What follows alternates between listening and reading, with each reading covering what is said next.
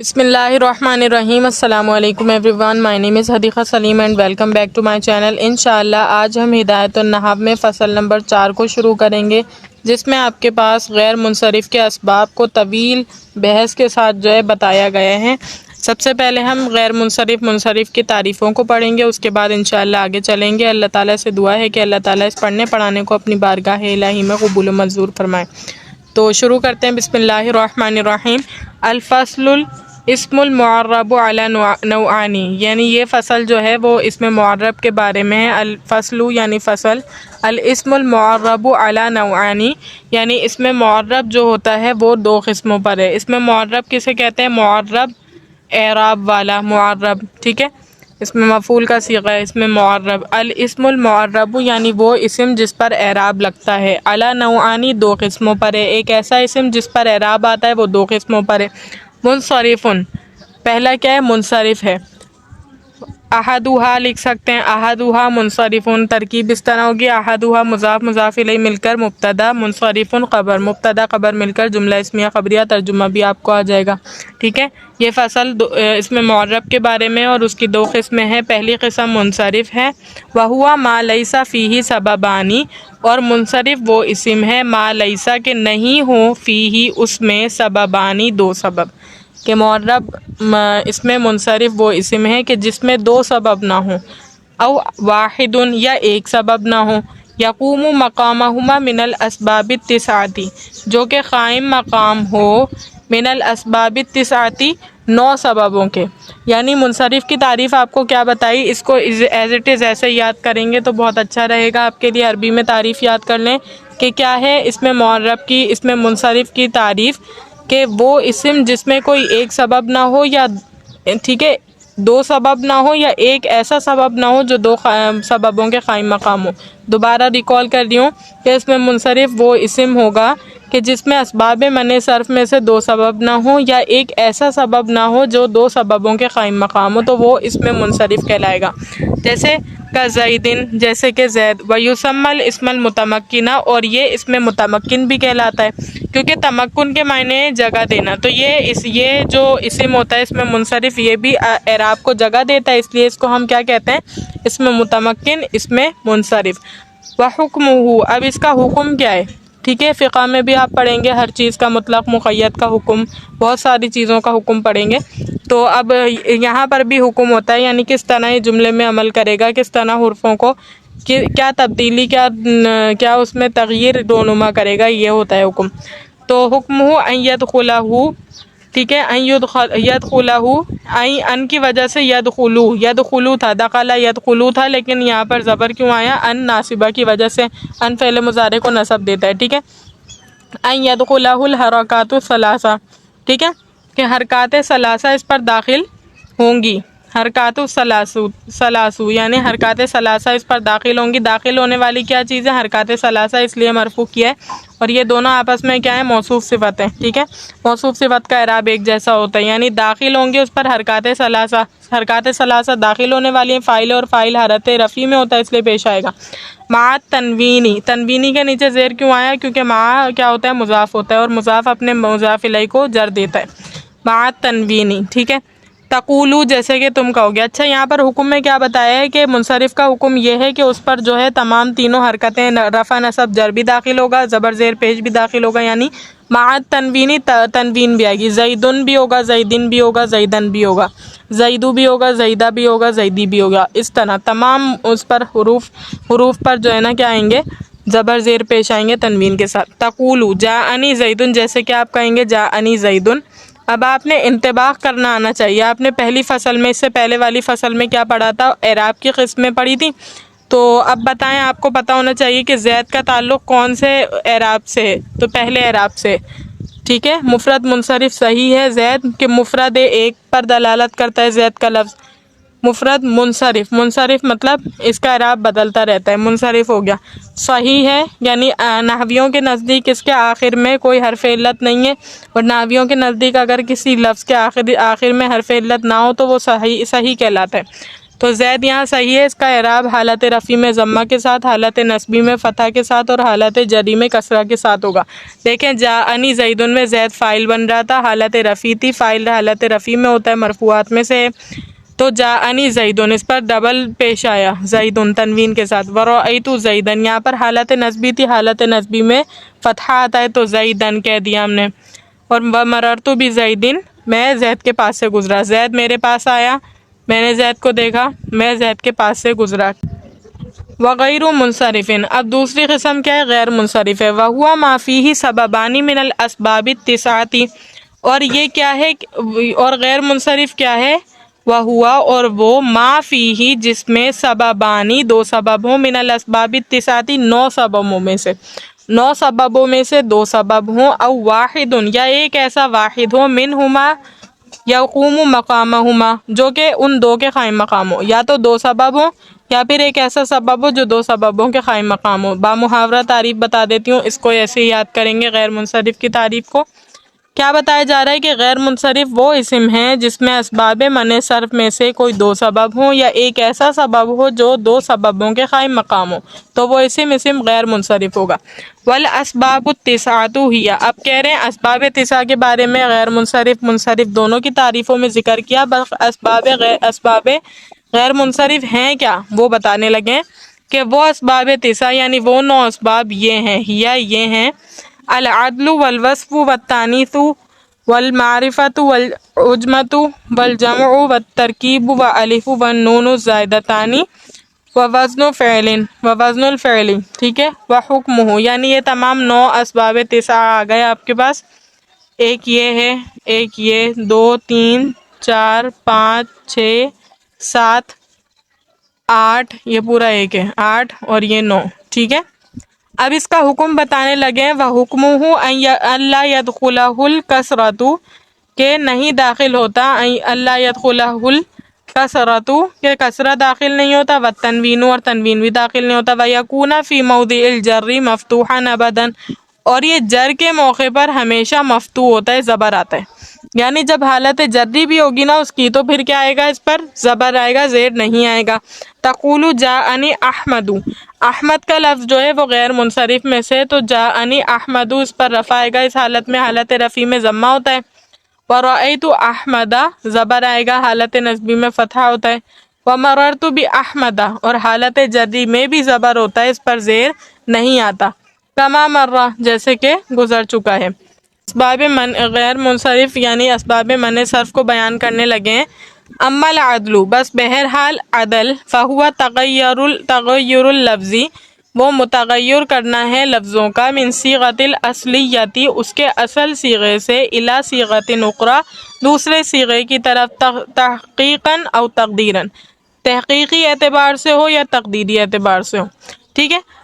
عدل کیا ہے؟ عدل کا مطلب یہ ہے کہ صیغہ اصلیہ سے کسی دوسری طرف بدل دینا ایک لفظ کو، ایک لفظ ہے کوئی بھی لفظ ہے اس کو اس کے صیغہ اصلیہ سے صیغہ اخری یعنی صیغہ غیر اصلی کی طرف پھیر دینا، تحقیقی طور پر ہو یا تقدیری طور پر ہو، وہ کیا کہلاتا ہے؟ عدل کہلاتا ہے۔ ولا یجتمع مع وزن الفعل اصلا، اور یہ جمع نہیں ہوتا وزن فعل کے ساتھ، مع وزن الفعل یعنی وزن فعل کیوں مجرور ہے؟ مع حرف جر کی وجہ سے، مع مضاف کی وجہ سے، مضاف کے بعد مضاف الیہ مجرور ہوتا ہے، اور الفعل اور وزن، ٹھیک ہے، یہ کیا ہے؟ مضاف الیہ ہے۔ وزن کے لیے کیا ہے؟ مضاف ہے، یعنی مع کے بعد وزن کیا ہے؟ مضاف ہے، مضاف الیہ مضاف ہے اور یہ مضاف الیہ ہے، اس لیے مجرور ہے۔ اصلاً یعنی اثر اعتبار سے یہ وزن فعل کے ساتھ جمع نہیں ہوتا۔ وَيَجْتَمِعُ مَعَ الْعَلَمِيَّةِ كَعُمَرَ وَزُفَرَ، ٹھیک ہے، اور یجتمع جمع ہو جاتا ہے علمیت کے ساتھ، وصف کے ساتھ جمع نہیں ہوتا، وزن فعل کے ساتھ جمع نہیں ہوتا، علمیت کے ساتھ جمع ہوتا ہے، کعمر و ظفر و مع الوصف کثلاث و مثلث و اخرى و جمع، اور وصف کے ساتھ بھی جمع ہو جاتا ہے۔ اس کی تشریح دیکھیے، اسم کے اعراب کی اقسام اور ان کے محلات سے فارغ ہو کر یہاں سے مصنف رحمۃ اللہ علیہ اسم کے منصرف اور غیر منصرف ہونے کے اعتبار سے اسم کی قسموں کو بیان کر رہے ہیں، ٹھیک ہے۔ اس سے پہلے مصنف رحمۃ اللہ علیہ نے کیا بتائے تھے؟ اعراب بتائے تھے اور ان کی قسمیں بتائی تھی، اور محل بھی بتا دیے تھے کہ کس طرح سے کس محل پر یہ اعراب آئے گا۔ اب مصنف رحمۃ اللہ علیہ اس بات سے فارغ ہو کر منصرف اور غیر منصرف کو بیان کرنے لگے ہیں۔ پھر لہذا فرمایا اسم کی دو قسمیں ہیں، منصرف اور غیر منصرف۔ مصنف رحمۃ اللہ علیہ فرما رہے ہیں اسم کی دو قسمیں، ٹھیک۔ منصرف کیا ہے؟ اب منصرف وہ اسم ہے جس میں اسباب منع صرف میں سے دو سبب ہوں، یا ایک ایسا سبب جس میں اسباب منع صرف میں سے دو سبب یا ایک ایسا سبب نہ پایا جائے، ٹھیک ہے، نہ پایا جائے پر غور کرنا ہے، جو کہ دو کے قائم مقام ہو۔ پس زید منصرف ہے کیونکہ اس میں اسباب منع صرف میں سے دو سبب یا ایک ایسا سبب جو کہ دو سبب کے قائم مقام ہو نہیں پایا جا رہا، لہذا یہ منصرف ہے، ٹھیک ہے۔ منصرف اور غیر منصرف کی تعریف میں بس نا کا ڈیفرنس پایا جاتا ہے۔ منصرف میں اسباب منع صرف میں سے دو سبب یا ایک ایسا سبب جو دو کے قائم مقام ہو وہ نہیں پایا جائے گا، جیسے کہ زید کی مثال دے دی کہ زید منصرف ہے اس لیے کہ اس میں اسباب منع صرف میں سے دو سبب یا ایک ایسا سبب جو دو سبب کے قائم مقام ہو نہیں پایا جا رہا۔ غیر منصرف وہ ہوگا کہ جس میں اسباب منع صرف میں سے دو سبب یا ایک ایسا سبب جو دو سببوں کے قائم مقام ہو وہ پایا جائے گا۔ اب کہہ رہے ہیں وَيُسَمَّى الْاسْمَ الْمُتَمَكِّنَ، اور اسے اسم متمکن کہتے ہیں۔ اس عبارت سے مصنف رحمۃ اللہ علیہ یہ بتانا چاہتے ہیں کہ اسم منصرف کا دوسرا نام اسم متمکن ہے، ٹھیک ہے، متمکن، جیسا کہ میں نے عبارت میں آپ کو بتایا۔ سوال، ابھی پیچھے یہ بات آئی تھی کہ اسم معرب کا نام اسم متمکن ہے، پہلے ہم نے کیا پڑھا تھا؟ اسم معرب کا نام اسم متمکن ہے۔ چونکہ منصرف اور غیر منصرف دونوں اسم معرب کی قسمیں ہیں، لہذا اسم منصرف اور اسم غیر منصرف دونوں کو متمکن کہا جانا چاہیے تھا۔ اب دیکھیں اس اشکال کو آپ نے پہلے سمجھنا ہوگا۔ سب سے پہلے ہم نے جو ہے نا معرب کی بات کی تھی، تو معرب ایک اسم ہے۔ معرب کا مطلب کیا ہوتا ہے؟ اعراب کو جگہ دینے والا، مطلب معرب کا مطلب ہے جس پر اعراب ہے۔ اب معرب کی دو قسمیں ہوتی ہیں، ایک منصرف ہوتا ہے اور ایک غیر منصرف ہوتا ہے، ٹھیک ہے۔ تو جب ہم نے معرب کو پڑھایا تھا تو میں نے بتایا تھا کہ معرب کو جو ہے اس میں متمکن بھی کہتے ہیں، لیکن ابھی جو اس عبارت میں ہم نے پڑھا کہ اس میں متمکن یعنی اس میں غیر منصرف کو، اس میں منصرف کو ہم کیا کہتے ہیں؟ اس میں منصرف کا دوسرا نام دیکھیں یہاں پر لکھا ہوا بھی ہے کہ اس میں منصرف کا دوسرا نام کیا ہے؟ اس میں منصرف کا دوسرا نام ہے اس میں متمکن۔ تو اشکال یہ ہوا مصنف رحمۃ اللہ علیہ پر کہ جب آپ نے پہلے فرما دیا کہ معرب کی دو قسمیں منصرف اور غیر منصرف، اور جو معرب ہوتا ہے اسی کو ہم کیا کہتے ہیں؟ اس میں متمکن کہتے ہیں۔ تو آپ نے یہاں پر آ کے کیوں تخصیص کر دی کہ اس میں متمکن یعنی اس میں منصرف کو اس میں متمکن کہتے ہیں؟ یہ کیوں تخصیص کیا؟ آپ کو تو کہنا چاہیے تھا منصرف اور غیر منصرف دونوں کو جو ہے نا اس میں متمکن کہتے ہیں، لیکن یہاں مصنف کے قول وَيُسَمَّى الْاسْمَ الْمُتَمَكِّنَ سے پتہ چلتا ہے کہ صرف منصرف متمکن ہوتا ہے، یعنی غیر منصرف متمکن نہیں ہوتا۔ اشکال سمجھ آ گیا ہوگا۔ جواب دیکھیے، بعض نسخوں میں یہاں المتمکن کے بجائے الامکنو کا لفظ ہے، یعنی منصرف کو امکن کہا جاتا ہے، جس کا معنی یہ ہے کہ سب سے زیادہ اعراب کو جگہ دینے والا، کیونکہ اس پر رفع نصب و جر تنوین سب آتا ہے، ٹھیک ہے۔ الامکن یہ کیا ہو جائے گا؟ افعلو کے امکنو، افعلو کے وزن پر اس میں تفضیل کا صیغہ، کہ اگرچہ غیر منصرف بھی کیا نام ہے اعراب کو جگہ دینے والا ہے، لیکن جو منصرف ہے وہ امکن ہے، الامکنو ہے۔ کیوں؟ کیونکہ یہ زیادہ جگہ دینے والا ہے، اس پر رفع نصب جر تنوین سب آتے ہیں، جبکہ غیر منصرف پر صرف رفع آتا ہے اور نصب آتا ہے اور تنوین نہیں آتی اس پر، اور نہ ہی جر آتا ہے، ٹھیک ہے۔ اب غیر منصرف کو غیر امکن کہتے ہیں۔ غیر منصرف کی تعریف میں ابھی بتا چکی ہوں، اس کی مثالیں دیکھ لیں۔ امراء اور مساجد، یہ دونوں کیا ہیں؟ یہ دونوں غیر منصرف کا سبب ہے، یعنی غیر منصرف کی مثالیں ہیں۔ فائدہ، دو سببوں کے پائے جانے سے مراد یہ ہے کہ دو سبب اپنی شرائط کے ساتھ پائے جائیں، لیکن اگر اپنی شرائط کے ساتھ نہ پائے جائیں تو منصرف ہوں گے۔ جیسے قائمتن کے باوجود دو سبب غیر منصرف تانیث اور وصل کے پائے جانے کے منصرف ہے، کیونکہ تانیث کے غیر منصرف بننے کے لیے علم ہونا ضروری ہے، لیکن یہ علم نہیں ہے۔ اب دیکھیں ایک قاعدہ بتا دیا، دیکھیں ہم نے جب علم النحو میں بھی پڑھا تھا، ایک شعر کے ذریعے سے ہم نے تمام اسباب کو یاد کیا تھا، اس میں بھی بتایا گیا تھا کہ اس میں 9 سبب ہیں، اور یہاں پر ایک ایڈوانس، کیونکہ آپ کا ایک درجہ بڑا ہو گیا ہے تو اس میں ایک گہری بات بتا رہے ہیں کہ صرف 2 سببوں کا پایا جانا کافی نہیں ہے، بلکہ ان 2 سببوں کے پائے جانے کے ساتھ ساتھ ان کا اپنی شرائط پر باقی رہنا بھی ضروری ہے، تبھی وہ غیر منصرف کہلائیں گے، ورنہ نہیں کہلائیں گے۔ جیسے یہاں پر انہوں نے بتا دیا قائمتن کی مثال دے کر کہ قائمتن میں 2 سبب پائے جا رہے ہیں، ٹھیک ہے، ایک وصف ہے یعنی ایک صفت ہے نا، ایک شخص کی، ایک لڑکی کی صفت ہے کہ وہ کھڑی ہوئی ہے، صحیح، جیسے بیٹھنا ایک صفت ہے اسی طرح کھڑا ہونا بھی ایک صفت ہے۔ صفت یعنی وصف بھی پایا جا رہا ہے اس میں، اور تانیث بھی ہے۔ تانیث ہے نا، لڑکی کی ذات پر دلالت کرتی ہے، مؤنث کی ذات پر دلالت کرتا ہے یہ لفظ۔ تو دو سبب پائے جا رہے ہیں، لیکن پھر بھی یہ غیر منصرف نہیں ہے۔ کیوں؟ کیونکہ تانیث کے غیر منصرف بننے کے لیے اس کا علم ہونا ضروری ہے، کہ اگر کوئی لفظ تانیث ہونے کی وجہ سے جو ہے غیر منصرف ہے تو اس میں دوسرا سبب جو ہے وہ کیا پایا جانا چاہیے؟ علم۔ جیسے طلحہ، طلحہ ہم نے علم النحو میں پڑھا تھا کہ یہ لفظ تانیث ہونے کی وجہ سے کیا ہے؟ غیر منصرف ہے۔ تو طلحہ میں دیکھیے، طلحہ میں تانیث کے لیے تا موجود ہے، تو یہ لفظ بھی تو علم ہے، یعنی خاص شخص کا نام ہے، اس وجہ سے ہم نے اس کو علم کہہ کر اس کو غیر منصرف میں شامل کیا تھا۔ یہ والا لفظ جو قائمتن ہے یہ غیر وصفی، یعنی وصف تو ہے لیکن علم نہ ہونے کی وجہ سے اس کو کیا سمجھیں گے؟ منصرف ہی سمجھیں گے، اس کا اعراب ہر صورت میں بدلے گا۔ رأیت قائمتن، جاءنی قائمتن، مررت بقائمت، اس طرح ہوگا، منصرف والا حکم ہوگا۔ اسی طرح نوح میں عجمہ و معرفہ پائے جانے کے باوجود غیر منصرف نہیں ہے، اس لیے کہ عجمہ کے سبب بننے کے لیے 3 حرفی لفظ کے درمیانی حرف کا متحرک ہونا ضروری ہے، لیکن نوح کا درمیانی لفظ متحرک نہیں ہے بلکہ ساکن ہے۔ دیکھیں نوح میں بھی دو جو ہے نا اسباب پائے جا رہے ہیں، کون کون سے؟ عجمہ، ٹھیک ہے، غیر عربی لفظ ہے، اور غیر عربی جو زبان ہے، دوسری عجمی جو زبان ہے اس میں یہ کیا ہے؟ اس میں علم ہے، ٹھیک ہے، لیکن اور معرفہ بھی ہے، یعنی کہ عربی زبان میں بھی یہ کیا ہے؟ معرفہ ہے، ایک پراپر ناؤن ہے۔ لیکن یہاں پر آنے کے بعد یعنی 3 حرفی لفظ جب علم بنتا ہے، جب جو ہے نا ہمارے پاس غیر منصرف کا سبب بنتا ہے، اس کی شرط یہ ہوتی ہے کہ 3 حرفی لفظ کے درمیان والا لفظ کیسا ہونا چاہیے؟ ہمارے پاس متحرک ہونا چاہیے۔ لیکن نوح میں نون واو پیش نوح، ہا ساکن نوح، یا پھر ہا پر جو بھی آپ اعراب دینا چاہیں وہ، لیکن ہمارا محل استشہاد لفظ جو ہے وہ واو ہے، تو یہاں پر واو جو ہے متحرک نہیں ہے، اس وجہ سے شرط نہیں پائی گئی۔ آپ پڑھیں گے شطرا، شطرا 3 حرفی ہونے کے باوجود بھی کیا ہوگا؟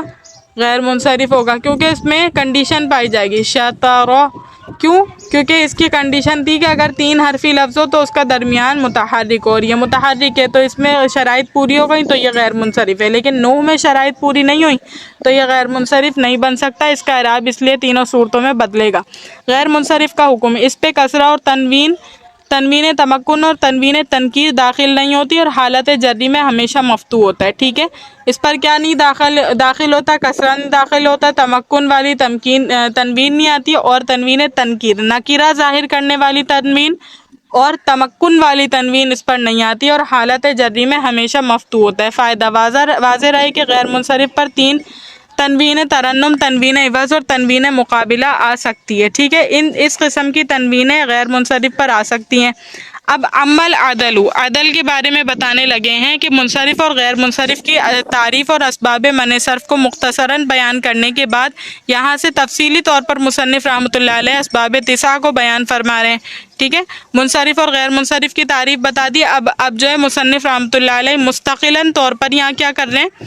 منصرف اور غیر منصرف کی تعریف وغیرہ اور عدل کی تعریف اور اس کے احکام وغیرہ کو ذکر فرمائیں گے، ٹھیک ہے۔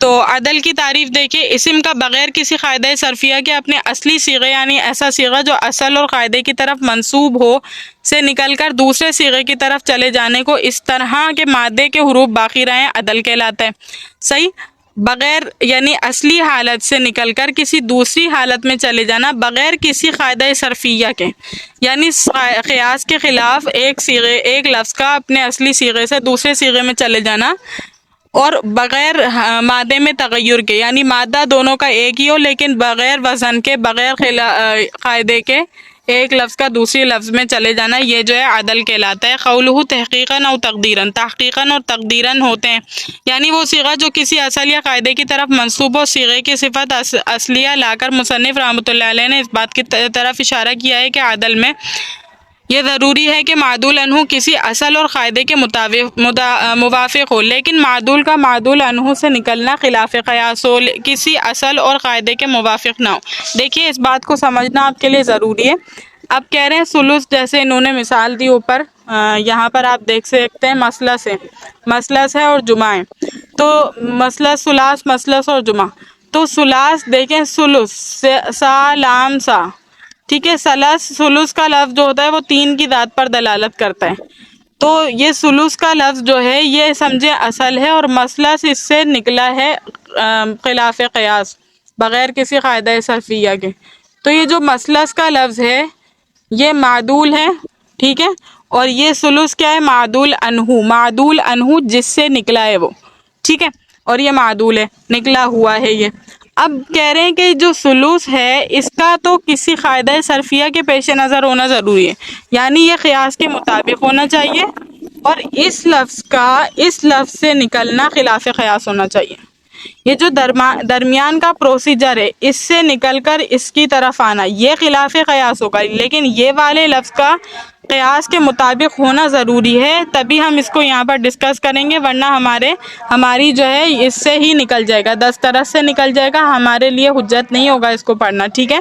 قولہ تحقیقاً اور تقدیراً، اس عبارت میں مصنف رحمۃ اللہ علیہ چاہتے ہیں کہ عدل کی 2 قسمیں ہیں، کہتے ہیں، ٹھیک ہے. عدل تحقیقی اور عدل تقدیری. عدل تحقیقی وہ عدل ہے کہ جس میں اصل یعنی معدول انو پر غیر منصرف پڑھنے کے علاوہ کوئی اور دلیل موجود ہو، جیسے ثلاث، مثلث، جمع. چنانچہ ثلاث، مثلث، جمع عدل اور وصف ہونے کی وجہ سے غیر منصرف ہے، ٹھیک ہے. کیا کہہ رہے ہیں کہ عدل تحقیقی کیا ہے؟ معدول انہو پر غیر منصرف پڑھنے کے علاوہ اور کوئی دلیل موجود ہو، صحیح ہے، کوئی دلیل کے پیش نظر ہم اس کو غیر منصرف پڑھتے ہوں. چنانچہ ثلاث، مثلث، جمع وغیرہ عدل اور وصف ہونے کی وجہ سے کیا ہیں؟ یہ غیر منصرف ہیں، ٹھیک. اس لیے کہ معدول انہو پر غیر منصرف پڑھنے کی اور دلیل موجود ہے، اور دلیل یہ ہے کہ دونوں میں معنی کا تکرار ہے، ٹھیک ہے. معنی کا تکرار ہے، ان کے معنی ہیں 3 معنی کا تکرار لفظ کے تکرار پر دلالت کرتا ہے. پس معلوم ہوا کہ دونوں ثلاثہ سے معدول ہیں، ثلاثہ سے ہم نے اس کو معدول سمجھا، ٹھیک ہے. اور آخرو من سے معدول ہے. دیکھیں جو اصل لفظ ہوگا نا، یعنی معدول تو بعد میں آتا ہے اور معدول انہو پہلے ہوتا ہے، تو معدول انہو کا کسی قاعدہ صرفیہ کے پیش نظر ہونا ضروری ہے، ٹھیک ہے. ہم نے مثلث اور ثلث جو ہے نا وہ ہم نے ثلاثتن سے دیکھا کہ ثلاثتن سے نکل کر ثلث یا مثلث بنا ہے، ٹھیک ہے. تو جو ثلاثتن تھا تو وہ تو قاعدے کے موافق تھا، لیکن ثلث یا مثلث کا نکلنا ثلاثتن سے وہ خلاف قیاس ہے، ٹھیک ہے. اچھا، اس کے بعد اخر کا کہا کہ اخر بھی ایک معدول لفظ ہے، یعنی عدل ہے، ٹھیک، عدل کا لفظ ہے.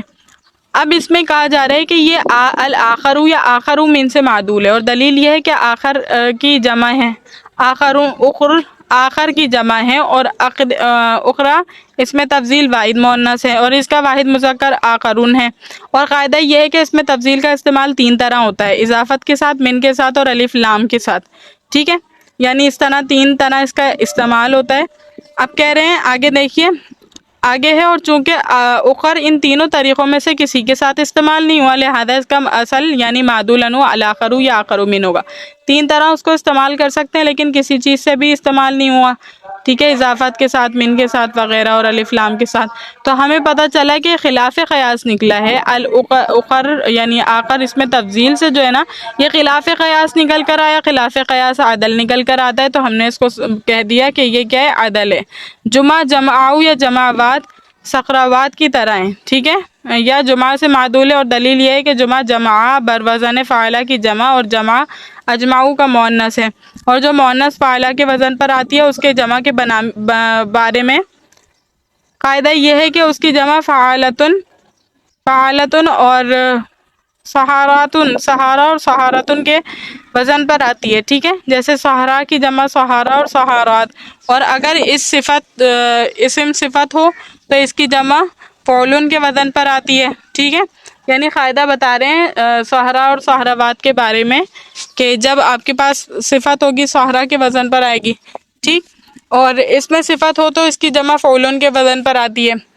جیسے ہمراہ کی جمع حمرن، ٹھیک ہے. جبکہ جمع ان تینوں میں سے کسی کے ساتھ معلوم نہیں ہے تو ان تینوں میں سے کسی ایک سے معدول ہو کر آیا ہے، یعنی ان سب کے ساتھ استعمال نہیں ہوا لیکن یہ معدول ہو کر خلاف قیاس آیا، یہ ہمیں معلوم ہوا۔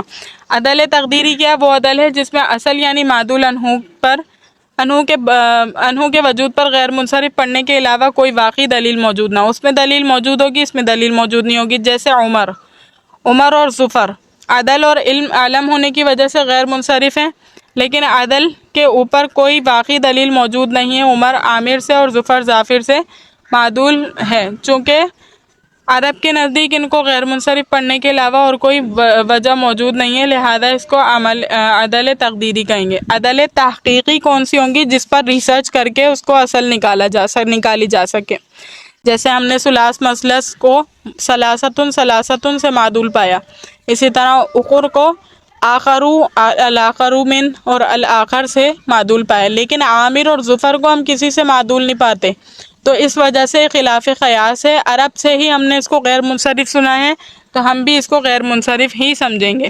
وَلَا يَجْتَمِعُ مَعَ وَزْنِ الْفِعْلِ اصلاً، اور یہ جمع نہیں ہوتا، یعنی کیا جمع نہیں ہوتا؟ عدل کی بات پڑھ رہے ہیں تو عدل جمع نہیں ہوتا غیر منصرف کے ساتھ۔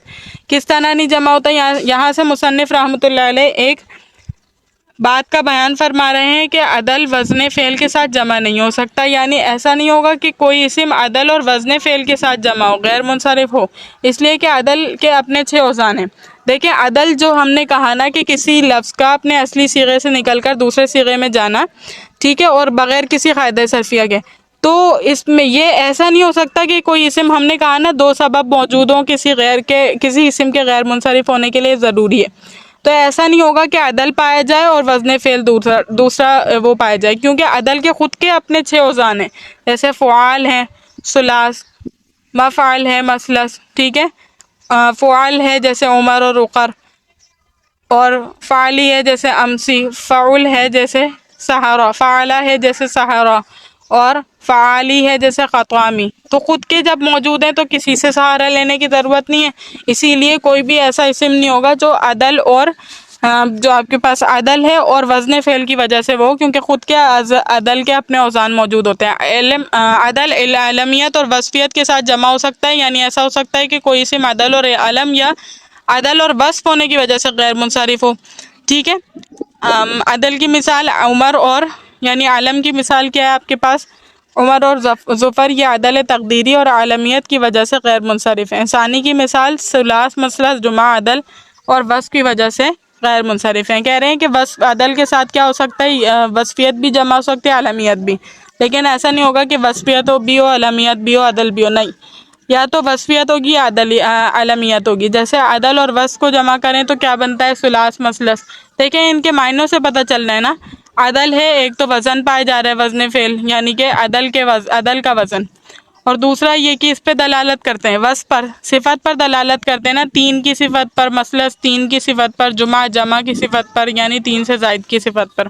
اور یہاں عالمیت میں دیکھیں عمر اور ظفر، یہ ایک پراپر ناؤن ہے، اس وجہ سے ان کو ہم نے کہا عالمیت پر دلالت کر۔ امید کرتی ہوں لیکچر اچھی طریقے سے سمجھ آیا ہوگا۔ اللہ تعالیٰ سے دعا ہے کہ اللہ تعالیٰ اس پڑھنے پڑھانے کو اپنی بارگاہ الہی میں قبول و منظور فرمائے۔ وآخر دعوانا الحمد للہ رب العالمین۔ السلام علیکم۔